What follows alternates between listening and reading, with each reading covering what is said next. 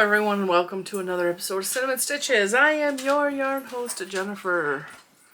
I feel like I need to adjust my light a little bit.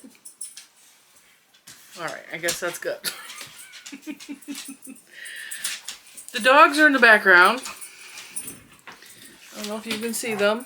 They are playing wrestling, making noise.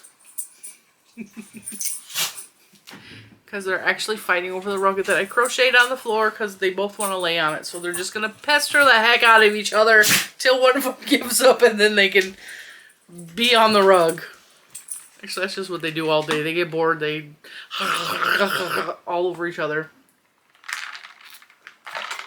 Alright, so what's going on? Alright. This week's been kind of crazy. Today alone, I just had to put my phone into airplane mode because it seems like today is the day everyone wants to talk to me on the phone. My niece, Pumpkin Spice, wanted to just video chat with me so that she could do her homework with someone in the room. Which she does frequently. And the whole time I'm on video chat with her, she's talking out loud to herself about the project and the homework and whatever. She has to do a speech or an oral presentation on a person, and her group picked M&M, the rapper. And so she's going over some information out loud, and I was like, yes, but did you know this? Yes, but did you know that? And yes, but, and she didn't know any of this. I was like, did you do any research? She's like, I did a little bit. I was like, okay, you have to research so you know what you're talking about. She's like, well, I'm having a hard time getting it. She has to talk for like 7 minutes. She's only got it for 3 minutes. I was like, if you do research and you read up on the subject, you will have more information in your head, and then you can kind of just like ramble about stuff that you already know because you just read an article on it. And she's all, yeah. I was like, do you know that I do research before I do a video? She's all, well, I guess. And I was like, I get on the internet and I look stuff up so that I have something in my brain to talk about. Like, it's just, you have to have something to talk about. You need to research it. And a good half an hour in the conversation, she's like reading stuff off her computer and kind of half-heartedly reading it to me to see what my opinion is. And I was going, uh-huh, yeah, well, that sounds good. While I'm doing my own research on the computer, mind you. However, made cookies this week. And that might not be a big deal to you, okay? Cookies are easy, right? Well, cookies are not easy to everyone. Excuse me, can you please stop now? Good Lord. You ever get like a background noise and you feel like you have to talk over it and then your brain starts like feeling like you're gonna go crazy? Lay down. Scarlet Oreo. They're both licking my arm incessantly. Alright. There's Scarlet. Good gravy. Alright, so cookies. I decided I was going to make cookies. One of the reasons is Juju is taking, he slimed my arm. She is taking career classes through her high school, and she's taking classes in culinary arts, food, cooking, stuff like that. Her teacher's a kind of a jerk. At the beginning of the school year, I sent him a little emails like she can't really eat gluten because she's like being tested for gluten intolerance. P.S. We're pretty sure she has gluten intolerance, just like her mom. So she was like, I told him, I was like, she can't really eat gluten, it makes her sick. He's all, yeah, I understand, like I got shellfish allergies. Okay, but he has shellfish allergies, and I don't think he takes the gluten allergy or gluten intolerance seriously, because while she might not go into anaphylactic shock, she gets sick, just like I get sick. And it's a different kind of sick, granted, but it's still a sick that has caused her to miss school. It's still a sick that can cause other health issues in her stomach. I don't think he takes that seriously, so he's constantly like making her on the baking team, which she has never complained. She will bake stuff and she just can't taste it, which is, you know, kind of torturous that you're around like she's made cinnamon rolls, and she's made like really nice breads and like all kinds of baking stuff. She can't take a single bite of it. And he's all, oh, we're going to have pizza for a snack and all of you get to eat it except the one kid with gluten issues. And so I felt bad for her. I was like, you know what, I'm going to make this kid some cookies. I have no idea how to make gluten-free cookies, but we're going to figure it out. So I bought chocolate chips and butterscotch chips because the two together are really good in a cookie. Can you please just lay down? For the love of God, just lay down. Don't lick me, just lay down. I'm going to have to probably stop the camera in a minute and let them out because they're driving me crazy. So, I got the stuff, and Mr. Cinnamon did a little research, and he found out that if you add xanthan gum to a specific type of gluten-free flour that we already had, that you can make cookies using the Toll House cookie recipe. So, we did that. And my smart self is like, oh, cookie dough. And I took a pinch out of the bowl and I don't care about raw eggs. I've been eating raw cookie dough since I was a little kid. Raw eggs have never made me sick. Took a pinch and immediately regretted it because that flour tastes god awful. It is so bad. There's like a weird bitterness and like like a saltiness almost. It just was not good cookie dough. And I was like, I hope this bakes up and tastes way better than it tastes in the bowl because it was not good. And so I was like, I'm going to make some normal sized cookies, you know, and I'm scooping. Mr. Cinnamon goes, those scoops look really big. And I was like, nah, it'll be fine because I'm used to cooking normal cookies, you know. And so the cookies basically made one giant sheet of cookies in the pan, flattened out, turned crispy. Could not get them off the pan. So I had to stick it under water until the cookies reabsorbed the water and then was able to come off the cookie sheet. So I was getting frustrated. I was almost at the verge of crying. I was so frustrated because it's hard. Like your whole life, you're able to just do stuff one way and then now all of a sudden I can't use like regular flour. I don't know what to do with that. Hang on one second. I got into my scrap basket and there are now scrap balls tangled on the floor underneath where they were at. They had to go. And they looked at me when I put them outside like, Mommy, what did we do wrong? We're just playing. You're driving me crazy. So, while I was dealing with the first batch, that clearly the cookies were way too big and had way too much spread, I contemplated. I was like, maybe I should add more flour. Because my mom always added extra flour to her cookies. And they would just stay this beautiful, like, mound. They never flattened or anything. They stayed in the shape she wanted them to. Her cookies were good. But my family prefers, like, flat cookies. So I was like, alright, I'm going to hold off. I'm going to try one more batch. And by this time, I don't know if you know this, if you make the Toll House cookie recipe with like actual butter, not margarine, the cookies don't flatten as much if the dough is really cold when you put it onto the baking sheet. Some people know this, some people don't. So the whole time the bowl of dough is in the refrigerator while the other ones are cooking while I'm fighting the baking pan and all this stuff. And so the dough is getting colder and colder, which was a good thing. And then I got out the smaller scoop and I made little small scoops of cookies. And when those were finished being cooked, they looked like normal cookies. And they tasted like normal cookies. And they're 100% gluten-free. So, I learned some things. And I did get an email and I've gotten a couple messages from people who are gluten-free. If you want the recipe that I made the cookies with, I used the Toll House cookie recipe off of Nestle's website. I just did exactly the recipe except with the flour I used Red's baking flour, I believe, or Red's all-purpose flour. I will double check that, but one of the Red's gluten-free flours, it had tapioca, rice flour, potato starch, all that. And then I added xanthan gum.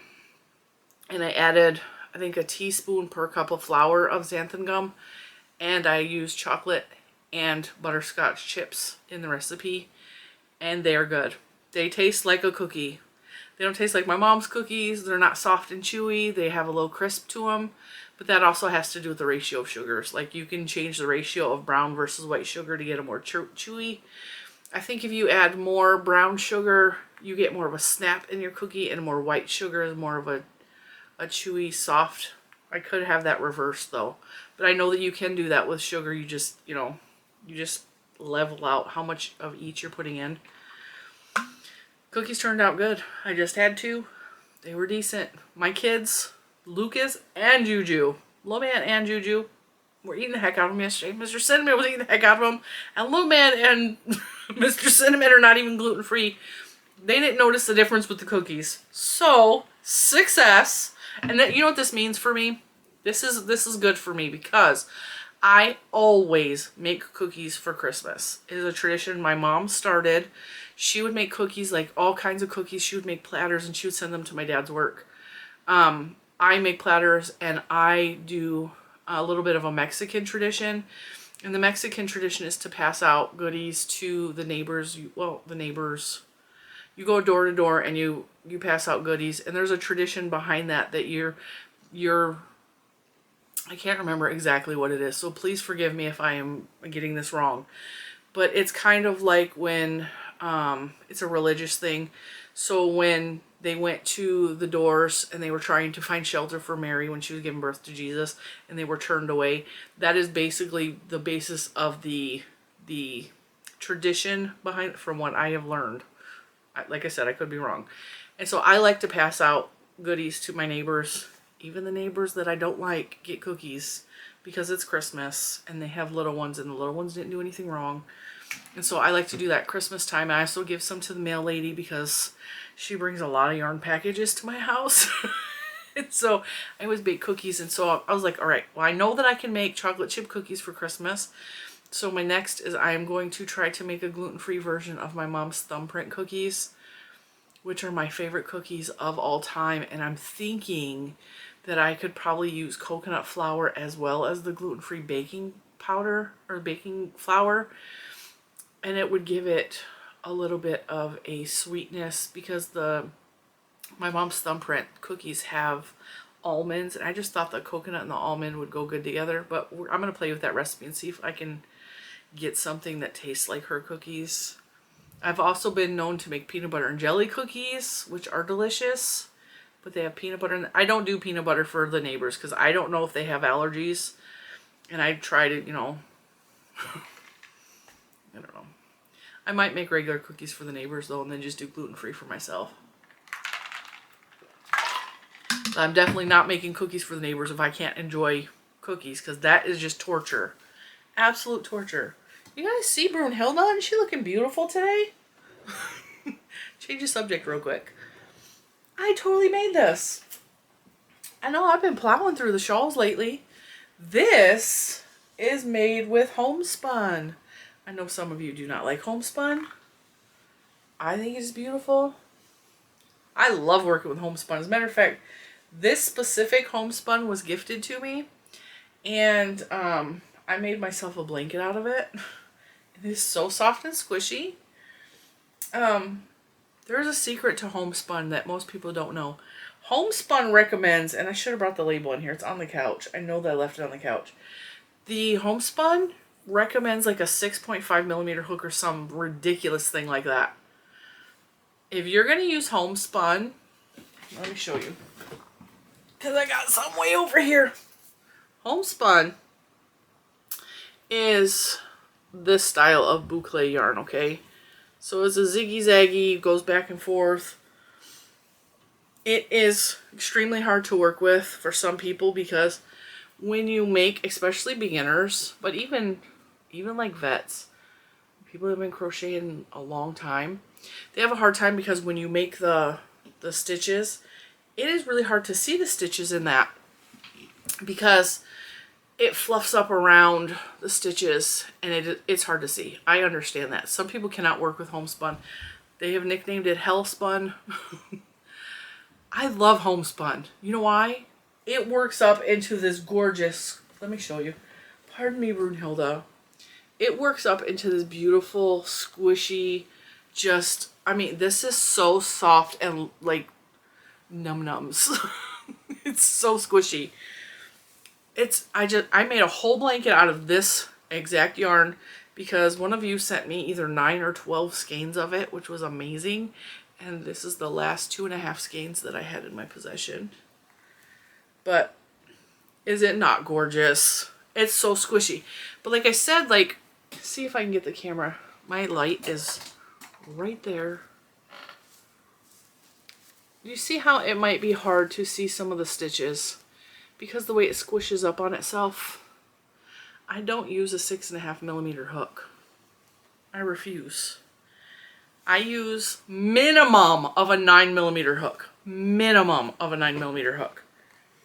And this is what it looks like on moi.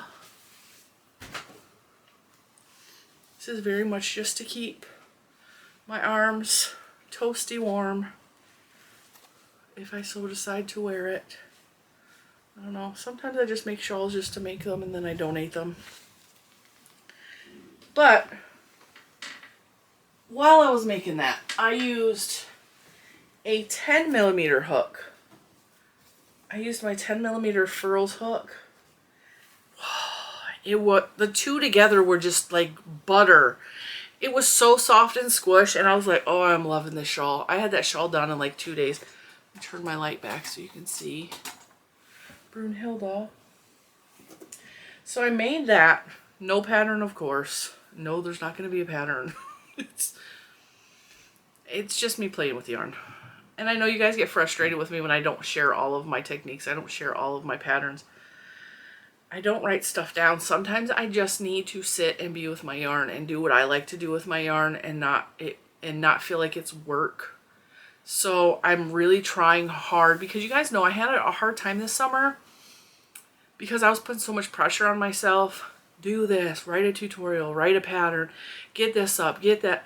And then I like crashed out and there was a couple of times this summer, even very recently, I was like, maybe I should just stop all of this because I was stressing myself out. I don't have enough time to get everything done in my life that I need to get done, including writing patterns. Like I just don't have the time or the energy or the wanting to write all these patterns. But I just sometimes want to play with my yarn and not have to, like, it not be work. I just want to play. I'm just one of you guys. I'm just one of you guys. So I made that and I got the body of it done and I was like, I want a collar on this. And I knew while I was working it, the whole plan was I wanted to put a ribbed collar. And so when I got finished with all of that, I had this much yarn left, which is going to go in the scrap bin that's being donated.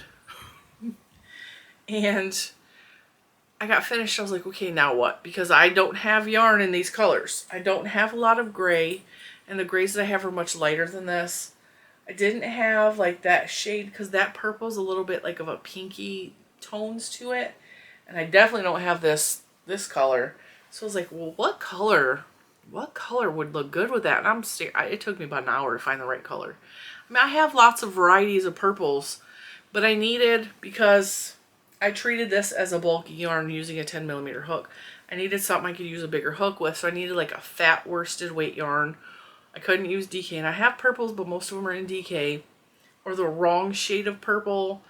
And so I was like, all right, what do I have? And then I saw this on my shelf, which I showed this to you guys very recently. This is the Yarn ID from Yarn Bee at Hobby Lobby. I showed this to you guys, and I'm trying to get my light adjusted because it's very dark outside. It's very dark in here, even though all the lights are on. You guys can see how dark it is. You'd think it was nighttime, but it's gloomy. Okay, so this is the Yarn ID from Hobby Lobby. I bought this like, what, a week ago, 2 weeks ago? And I was telling you guys how soft it felt in the skein. OMG. OMG, this is so soft. This is so soft. Working with that was just like, oh, it was, I can't even describe it. It felt so good on my fingers. Like the best yarn that I've ever used, my favorite, the softest yarn I've ever used, this is the equivalent. It's soft. It works up just beautifully, and it's so soft and squishy. And compared, it made the homespun, honestly, feel scratchy to me after having worked with the homespun. And the homespun is nice. I like homespun. I enjoy homespun. But moving from the homespun to the yarn idea, I was like, oh, this is nice. And it was just gliding across my fingers. It felt so nice in my hands. So, I hate to say this, but I'm probably going to have to buy some more of this yarn. It is so nice. Anyway, this is Yarn ID in the color Rosewater.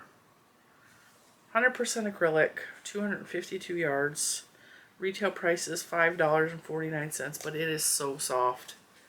It is so soft. And I'm thinking the whole time, why do they have such a beautiful and nice yarn in such an ugly brown recycled looking wrapper? I don't understand that. That wrapper is not doing anything for that yarn. That yarn is just so luscious. It is so luscious. So I worked on that. And I just put, I think it was like 4 rows of front post, back post double crochets. And then I did a little trim of half double crochets around the top and the bottom. That's all I did. But it's such a beautiful shawl. It's so pretty. And it's really soft and squishy. And homespun is soft and squishy, but with like a basic stitch. Here's what I do with homespun. I use a big hook.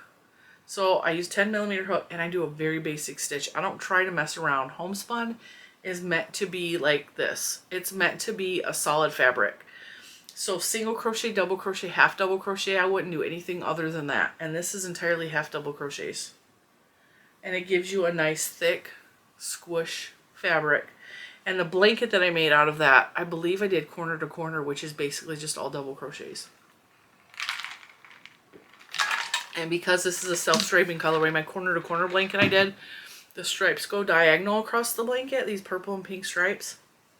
Absolutely beautiful. I have no idea where that blanket is though. I used the heck out of it all last winter.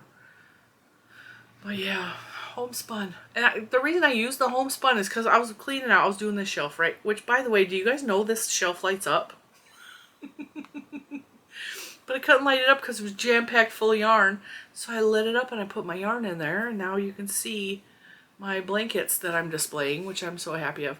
So anyway, while I was cleaning and organizing and doing all of that, I was going through this shelf right here with the stickers on it. And there's homespun in there. And there's also homespun on one of these shelves. And I was like, okay, well, should I get rid of the homespun because I'm not using it? And then I saw this and I was like, okay. And then I started thinking about the blanket I made out of this. And I was like, I only have 2.5 skeins left of it. It would be a waste to get rid of it. And so I'm like, okay, well, maybe I can quick work up a shawl with that. Because with a 10mm hook, this is going to work up like super fast. At least that's what I was thinking. This only took me 2 days to make. Very, very easy. And it wasn't 2 days all day long. It was like 2 days here and there. And I had it done. So maybe 8 hours total to do that entire shawl. Because it's a big hook and it's kind of fat yarn. Even though I believe this is classified as a number 4. It's not super thick. But when you work it up with the big hook like that, it becomes more fluff, more thick, more dense. So I was like, all right, I'm just going to work it into a shawl. And that way I'm not throwing it out, you know. Or donate. I'm donating. I'm not throwing it out. Let's be clear. I don't throw yarn out. And then also I have a couple more cakes of homespun. I have 3 cakes. None of the cakes match each other. So I was thinking maybe hats and gloves or hats and scarves or something like that. And I actually might try to knit at some point the homespun. But I don't know, because why knit when it works so well with a big hook? Like, it works up really fast with a big hook. So I don't know. I'm really happy with that shawl. I love this shawl way better than the other one I showed you earlier in the week, which I took off Brunhilde to put this beauty on. It has like almost like a cape style, to where it's, if I put a little button here, it would fit me like a cape and it would just be open and just my arms would be covered. So I really like that. I really like that design. I started off with the idea that I was going to make it to where I was doing the increases here all along here. Then I got to about here and I was like, you know what? I'm not going to increase anymore because I didn't want it crossing over itself towards the bottom. I wanted it to lay open a little bit like this, and I think it worked out really good. So I put increases at 3 points across the back. So there's 3 points of increases, and then I did not increase on the edges past like this point. So that should tell you it was all half double crochets.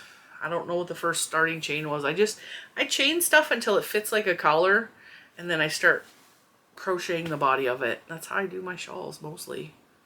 I like the way they fit better when they have a collar. But yeah, I think that's it for Thursday. I don't know if there's going to be a Friday video. I'm sitting here trying to figure out what I could talk about on Friday video. I don't have any yarn coming in. I haven't purchased any yarn. I hesitate to purchase any yarn because I just cleared out so much yarn. So I don't really want to buy any right now. But I do have yarn in here that I could talk about. It's just a matter of, figuring out what I want to talk about. So there may not be a Friday video. I'm not really sure yet. But if not, I will see you Monday for sure. And I thank you for watching this. And I thank you for listening to me ramble and talk about weird random stuff like gluten-free cookies and shawls and homespun and whatever I decide to talk about in these videos. And I will see you in the next one. Bye, guys.